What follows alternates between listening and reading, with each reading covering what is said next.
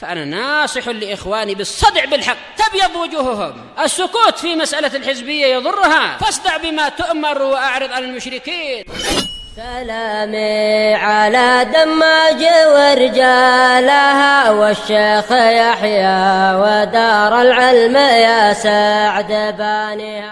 Bismillahirrahmanirrahim. Waalaikumsalam dalil yang melarang untuk mempelajari kitab-kitab orang kafir kecuali perintah Nabi orang yang akan membantahnya, bukan malah seperti kebanyakan muslimin yang justru terlarang bahasa Yahudi dengan tasyabuh dan syubhat-syubhat orang kafir. Ini diriwayatkan di dalam, maka hukum asalnya memang dilarang kecuali bagi orang yang mampu dan untuk membantah syubhat mereka. Demikian pula diriwayatkan oleh Ibnu Busra oleh Imam Ahmad di dalam Musnad beliau, dan Ibnu Abi Syaibah dalam Musnad beliau, dan yang lainnya, dan hadis ini dalam As-Sunanul Kubra. Tetapi mereka semua dengan penguat-penguatnya, yaitu hadis Jabir bin Abdullah radhiyallahu anhu, bahwasanya Umar bin Khattab radhiyallahu anhu datang kepada Nabi sallallahu alaihi wasallam, dan dari sisi yang lain dengan membawa sebuah kitab yang didapatkan dari sebagian ahli kitab. Misalkan kemudian ada sanad yang sahih tentang ini, Nabi membaca hadis tersebut, Nabi mengatakan kepada Zaid bin Sabit, membacakan kepada Nabi. Dalam riwayat yang lain Nabi membacanya, tapi kita tahu Nabi tak mampu membaca. Tapi boleh jadi riwayat yang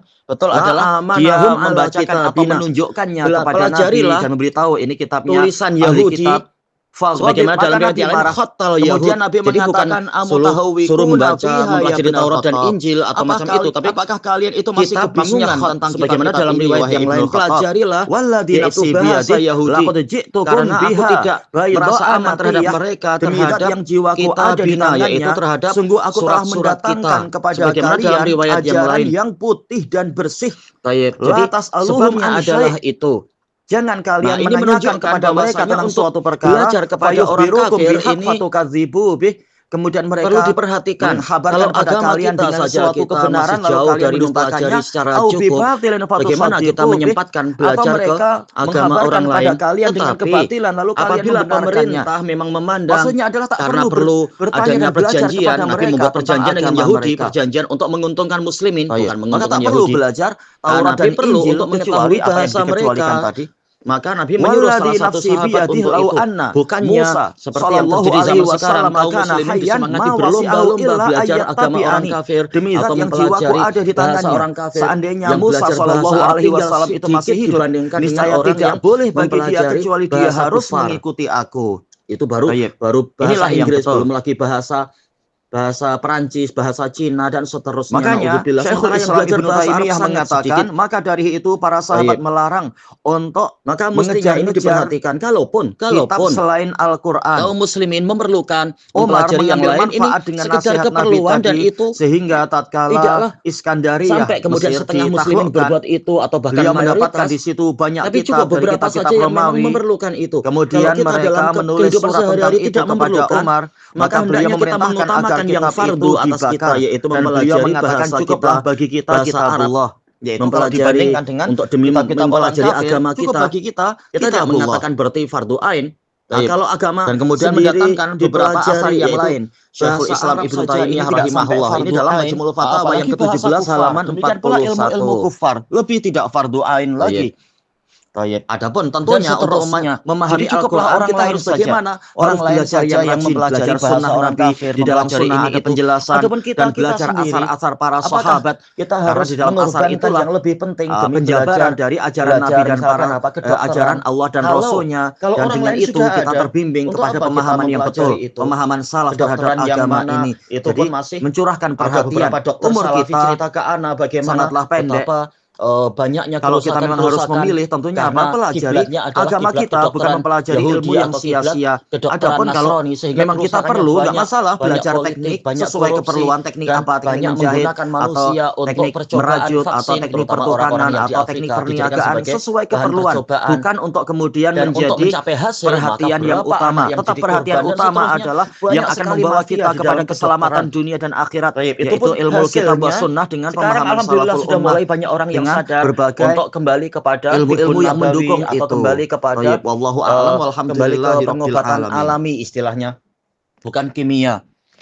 Apakah setelah banyak orang yang sadar justru kita atau generasi baru justru malah mengekor sesuatu yang orang sudah mulai sadar untuk meninggalkannya? Nauzubillah.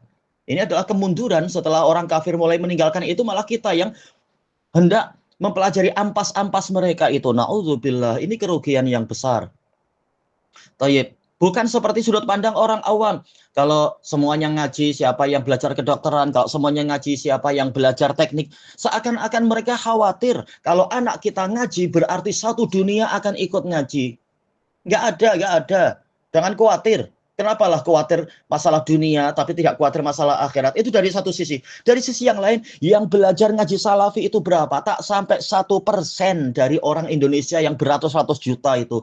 Tapi ini syubhatnya orang kafir yang disusupkan kepada orang-orang awam muslimin.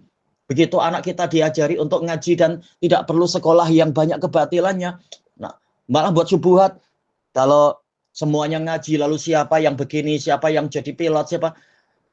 Jangan khawatir dari mana akan semuanya ngaji. Tak sampai 1% dari seluruh penduduk Indonesia itu. Boleh dikatakan 99% semua penduduk Indonesia akan memilih ilmu-ilmu dunia. Tayyib. Nah, sudah banyak yang seperti itu. Lalu untuk apa kita pun ikut-ikutan seperti itu? Sudah banyak. Sudah sampai 99% yang berpaling dari agama yang benar dan ilmu yang benar. Lalu kenapa kita ikut-ikutan seperti itu dan menimbulkan syubhat yang sangat batil tadi itu? Hendaknya kita yang tidak sampai 1% ini bertahan dengan ilmu yang baik, ilmu yang benar demi keselamatan. Kalau kita belajar bukan berarti tidak ada dokter, ada dokter. Kalau kita perlu, boleh kita datangi dokter minta obat ini itu. Bukan malah kita ikut-ikutan susah payah belajar kedokteran. Beberapa teman Anda mengakui, habis dunia, yaitu habis beratus-ratus juta atau lebih untuk selama praktek-praktek selama di kampus-kampus kedokteran itu. Itu pun kalau lulus S1 belum jadi dokter. Tapi apa? Tapi masih harus proses-proses berikutnya untuk mencapai dokter dan itu biayanya mahal. Apalagi sekarang rumah sakit sudah penuh, baik yang di Indonesia ataupun di Malaysia, sudah overload, sudah terlalu banyak dokter. Sehingga orang berebut dengan cara merasuah, yaitu dengan cara menyuap agar bisa masuk ke rumah sakit ini, rumah sakit itu, dan seterusnya. Dan seterusnya, banyak sekali masalah. Di Malaysia, bisa dikatakan 99% orang sekolah duniawi, tetapi yang terserap ke lapangan pekerjaan yang sesuai dengan bidang dia tidak sampai 10%. Jadi dari 99% itu ternyata yang kemudian bekerja di bidangnya tidak sampai 10% dari orang semuanya itu. Sisanya bagaimana? Dia bertahan hidup dengan dagang-dagang, padahal tidak sesuai dengan bidang sekolah dia. Ada yang bahkan dia pilot tapi kemudian tidak mendapatkan pekerjaan yang baik, akhirnya dia jualan nasi di tepi jalan dan sebagainya. Jadi mayoritasnya yang sekolah justru bekerjanya dan mendapatkan rezeki bukan dari bidang yang dia pelajari di sekolah. Maka tidak layak sampai sekarang muslimin tertipu dan terpedaya dengan syubhat-syubhat, menutupi hawa nafsu dengan menuduh orang lain lah yang terkena hawa nafsu dan sebagainya. Tidak melihat bagaimana kenyataan yang ada dan tidak memperhatikan bagaimana cara Nabi, tatkala Nabi menyuruh seseorang belajar bahasa orang lain itu polanya seperti apa. Sahabat yang berjumlah sebanyak itu hanya satu yang disuruh. Bukan seperti yang dipraktekkan muslimin sekarang. Justru mayoritasnya belajar agama, belajar bahasa orang kafir, tapi yang belajar bahasa Arab malah sangat sedikit sekali. Dan seterusnya. Itu baru masalah bahasa, belum lagi akidah yang benar, manhaj yang benar, fikih yang benar, dan seterusnya. Wallahul musta'an. Wallahu a'lam. Walhamdulillahirabbil alamin. Bahkan telah datang dalil yang melarang untuk mempelajari kitab-kitab orang kafir kecuali orang yang akan membantahnya, bukan malah seperti kebanyakan muslimin yang justru terlarut dengan tasyabuh dan syubhat-syubhat orang kafir. Maka hukum asalnya memang dilarang kecuali bagi orang yang mampu dan untuk membantah syubhat mereka. Diriwayatkan oleh Imam Ahmad di dalam musnad beliau dan Ibnu Abi Syaibah dalam musannaf beliau dan yang lainnya, dan hadis ini hasan bisyawahidih, hasan dengan penguat-penguatnya, yaitu hadis Jabir bin Abdullah radhiyallahu anhuma, bahwasanya Umar bin Khattab radhiyallahu anhu datang kepada Nabi SAW dengan membawa sebuah kitab yang didapatkan dari sebagian ahli kitab. Kemudian Nabi membaca maka dia membacakan kepada Nabi. Dalam riwayat yang lain Nabi membacanya, tapi kita tahu Nabi tak mampu membaca. Tapi boleh jadi riwayat yang betul adalah dia membacakan atau menunjukkannya kepada Nabi dan memberitahu ini kitabnya ahli kitab. Faghadib, maka Nabi marah. Kemudian Nabi mengatakan, amutahawwikuna fiha ya ibnul Khattab. Apakah kalian itu masih kebingungan tentang kitab-kitab ini, wahai Ibnul Khattab? Walladzi nafsi biyadih laqad ji'tukum biha bayda'a naqiyah. Demi zat yang jiwaku ada di tangannya, sungguh aku telah mendatangkan kepada kalian ajaran yang putih dan bersih. La tas'aluhum an syai'. Jangan kalian menanyakan kepada mereka tentang suatu perkara, fayukhbirukum bihaq fatukadzibu bih. Kemudian mereka menghabarkan pada kalian dengan suatu kebenaran lalu kalian mendustakannya, au bibatilin fatusaddiqu bih. Atau mereka menghabarkan pada kalian dengan kebatilan lalu kalian membenarkannya. Maksudnya adalah tak perlu bertanya dan belajar kepada mereka tentang agama mereka. Baik, maka tak perlu belajar Taurat dan Injil kecuali apa yang dikecualikan tadi. Walladzi nafsi biyadihi lau anna Musa sallallahu alaihi wasallam kana hayyan ma wasi'ahu illa ayyattabi'ani. Demi zat yang jiwaku ada di tangannya, seandainya Musa sallallahu alaihi wasallam itu masih hidup, niscaya tidak boleh bagi dia kecuali dia harus mengikuti aku. Baik, inilah yang betul. Makanya Syekhul Islam Ibnu Taimiyah mengatakan, maka dari itu para sahabat melarang untuk mengejar-ngejar kitab selain Al-Quran.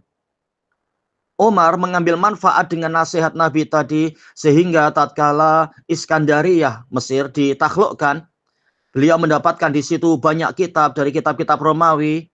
Kemudian mereka menulis surat tentang itu kepada Umar, maka beliau memerintahkan agar kitab itu dibakar. Dan beliau mengatakan cukuplah bagi kita kitabullah. Yaitu kalau dibandingkan dengan kitab-kitab orang kafir, cukup bagi kita kitabullah.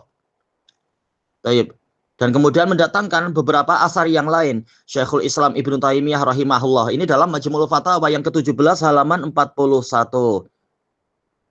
Baik.